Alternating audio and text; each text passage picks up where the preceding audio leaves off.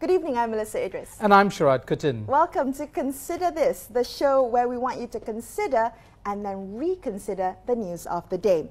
Now, of course, the biggest news has been the inquest on fireman Muhammad Adib Muhammad Qasim's death.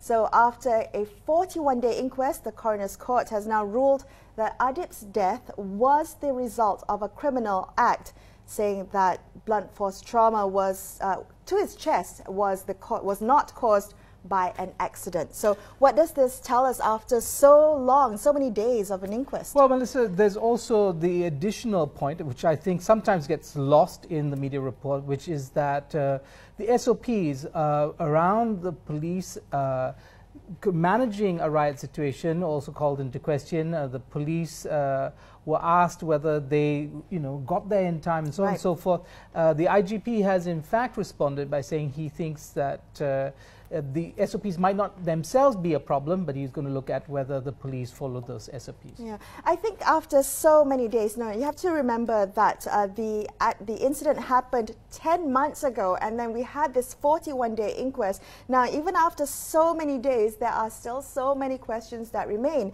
I mean, who is going to be held accountable for this? Who is going to be charged for this murder? What we do know is the fact that the coroner's court has ruled that it was perhaps 2 or more persons that were involved in Adib's death. Right. So who will be held accountable? Right. So the inquest could not identify the assailants, but so it's left up to the police, I guess, at this point in time to pursue that investigation.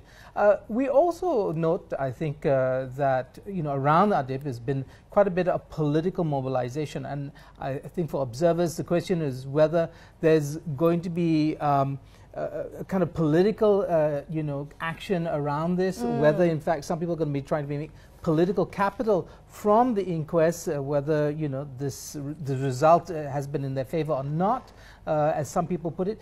The larger issue of the temple and its relocation and the emotive politics around that also remains, I think, for Malaysia, one of those issues that needs really careful attention. Yeah, and I have to say, if you remember when this happened, right, it brought our country to the brink of racial unrest. It was such a tense time. Now, I have to say, after all this, with the ruling of the coroner's court, what have we learned from this lesson? Because the ruling is such, but it still leaves all these questions unanswered, and we still want to find out what happened. But at the end of the day, with the kind of this situation, what have we learned from this incident? Well, Melissa, I think that we'll come away learning that Malaysia, to a large extent, respect processes, and there was a due process, and I think that was carried out to the best of the abilities of the authorities concerned. But because there are some people in the country who are intent on mobilizing around issues of race and identity, that these moments become flashpoints. Right. Rather than just looking at this tragedy as a tragedy of an individual who was hurt in a riot, it has become a question of mobilizing identity politics. So have we moved on from identity politics? Perhaps not. None of the rest of the world hasn't. Definitely. Will we be able to ourselves? Exactly. And speaking about the rest of the world, as we wrap up the week, let's do a quick follow-up of some of the biggest stories of the week. Now, in the US, of course, the biggest story there has to be the beginning of the impeachment inquiry by Nancy Pelosi, the Speaker in the US House of Representatives. And then now we have a US media report saying that the whistleblower whose complaint has led to that impeachment inquiry against Donald Trump is in fact a CIA officer. This according to the New York Times, the Washington Post, as well as Reuters. So all of these news agencies confirming that the whistleblower did in fact work in the White House. Yeah, so I think what interests to perhaps audiences, as it were, to the American drama, the American political drama, is that Donald Trump has come close to being impeached, and on many of the occasions questions into the way in which he relates to foreign powers and the American system that in fact criminalizes such relationships. So we see another instance of it. This time it seems like Donald Trump might in fact be sent, as it were, into the dock to answer questions. Now, that impeachment process might or might not lead to his conviction. In the case of Bill Clinton all those years ago, Melissa, remember, he was involved in an impeachment process. He was not found guilty and so did not resign. Well, okay, so with the US, I'm not sure what's going to happen next, whether this inquiry will move forward, likely in the House of Representatives, where the Democrats hold a majority, whether it will get blocked in the Senate, where the Republicans hold a majority. But at the end of the day, what we will be watching closely as media commentators will be the sentiment of this, because as we head into the 2020 elections in the US, what will this mean for Republican candidates, for Donald Trump as a Republican candidate, I guess, you know, looking for re-election? Could he stumble at the ballot box and make it, you know, given the sentiment of the US citizens there? Yeah, you know, Melissa, of course, you know, I think I've said this many times, I have no skin in the game in terms of American politics, but to the extent that the leader of the largest power in the Western Hemisphere, and the fact that Donald Trump has been so disruptive to many ways in which international relations are governed, his fate and the fate of his successors, I think, are very interesting for us to watch. Well, closer to home, Indonesia was also in focus this week. Now, for days, Indonesia has been rocked by student protests against a new corruption law and plans to revamp the draconian criminal code. Now, the latest news is that an Indonesian student has died from a chest wound, and this as riots erupted in Kendari city on Sulawesi.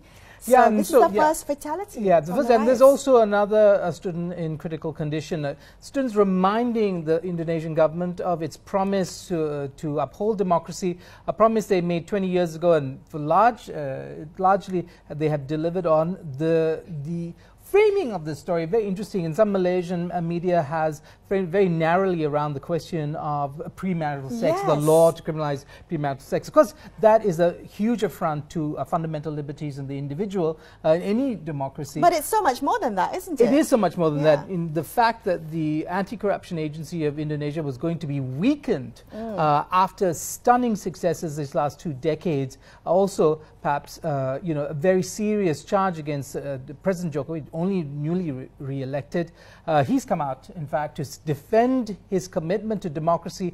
But as they say, the proof of the pudding is in the eating. So if Jokowi does not deliver, and he panders to you know, partisan groups within the assembly, the DPR, we'll see how this all pans out. Okay, so one thing to remember, though, while the most, I guess, the headline-grabbing issue is the proposed ban on extramarital sex, but remember, the protests go far beyond that, and we will be keeping a very close eye on what's happening there in Indonesia.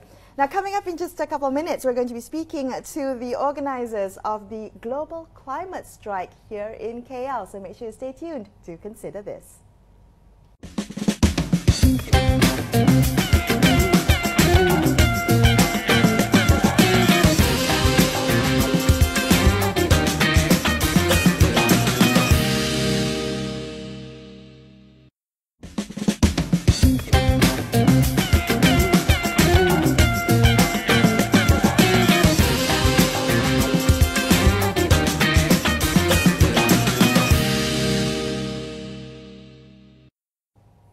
Welcome back to Consider This. I'm Melissa Idris, with me, Sharad Kutan. Now, last weekend, various major cities around the world held a global climate strike to protest climate change. Now, Malaysia was not left out. We had one here, a protest here in KL.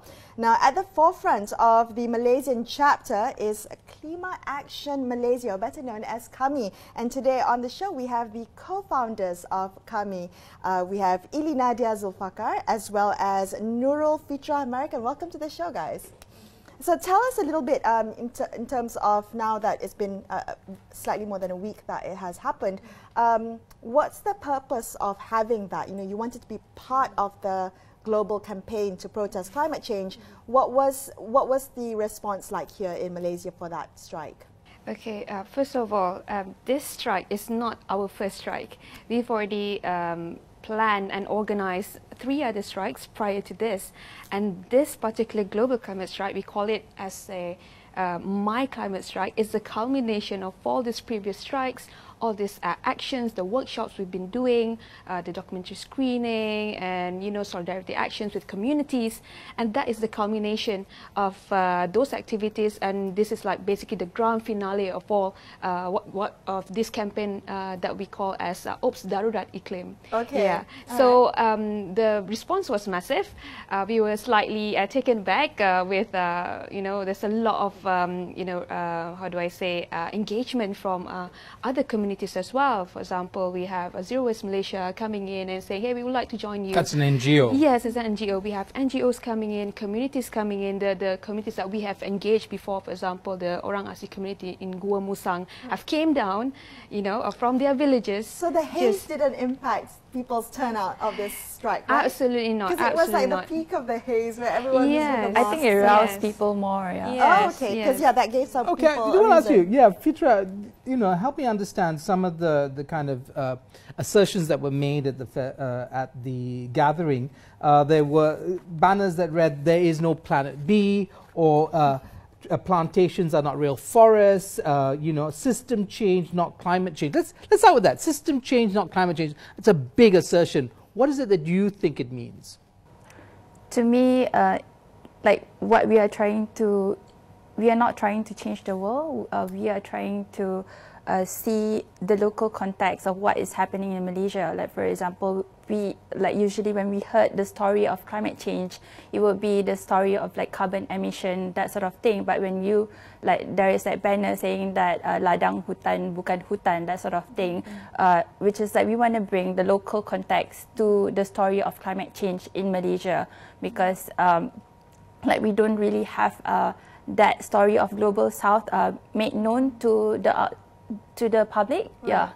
Okay, so now that you've had the strike and you've had these conversations in the idea of kind of localizing the protests to give it a Malaysian flavor, Malaysian context, what were some of the conversations that came out of this? So you had all the other NGOs now part of this. What were the conversations that you've seen happen throughout the week following this, or has it kind of just dissipated following the end of the strike? Oh. And end of the haze. Yeah. Well, maybe not today. The hazes seem to have come back today, but okay. Yes. No, actually the conversation has been continuous, and we are really glad because of that. We are still getting messages and engagement from other communities asking, when's the next climate strike? What is your next action and things like that. I think it's really important to highlight this, that we are basically not the only groups that is pushing for the climate agenda in Malaysia. There are other groups as well. We have the SETDAM, we have the Malaysian Youth Delegation doing things as well at the policy level, but we are moving at the grassroots level. We are talking with the communities. We want to empower the communities to push to overturn this lack of political, I would say, will in Malaysia in addressing issue of climate crisis. So this seems to me that it's very youth-led, right? Youth-centric. Has that been the case? Did you see, the composition of the people who turned up for the strike, the people who are engaged and talking about it, and perhaps pushing for more action? Has this predominantly been youth-centric? Fitra, what do you think? I think it has been like very youth-centric, but also like to highlight that it is very privileged community.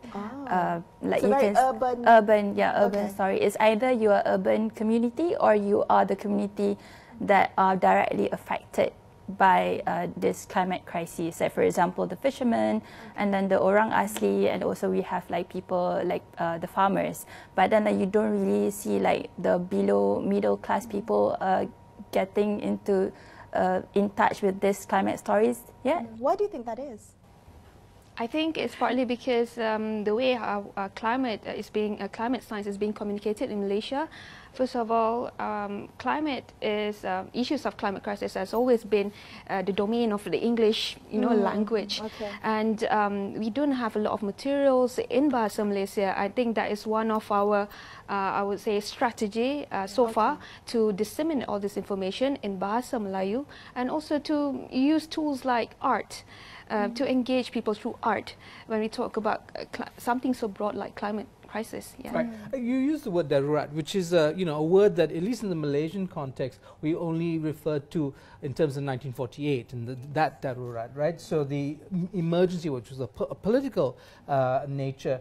Now, you're saying that you had wanted, one of the demands you made, and you were quoted, Nadia, in The Diplomat, saying that you want the government to declare this a climate emergency.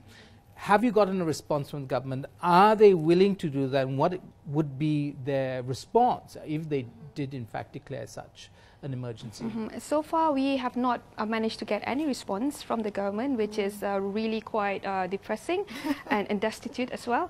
But we are determined to go through with this. We are planning for our second phase of action, which is to plan for a citizens' assembly, whereby it's a platform whereby you have other stakeholders in the public and also companies that can come in and sit down and discuss about the climate crisis and come up with solutions that we can present to the government. I think the government has a, how do I say, there has been a lot of action. I'm not saying that the government is not doing anything. They've been talking a lot about a lot of issues like, the plastic pollution.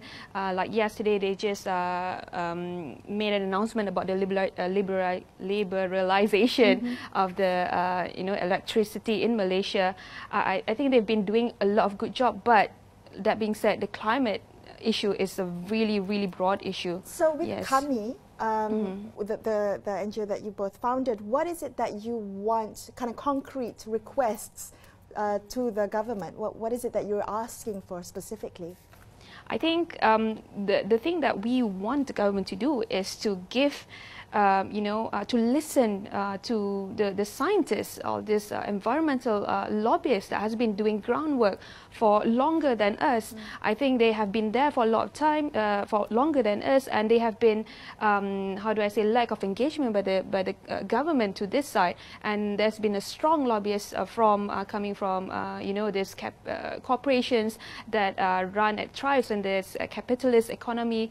I think this is something that we want the government to understand that. But you don't want it to be business as usual. Yes, exactly. Yes. Some kind of change. All right, so we're going to come back and continue this conversation with the good folks from KAMY right here on Consider This. Stay tuned.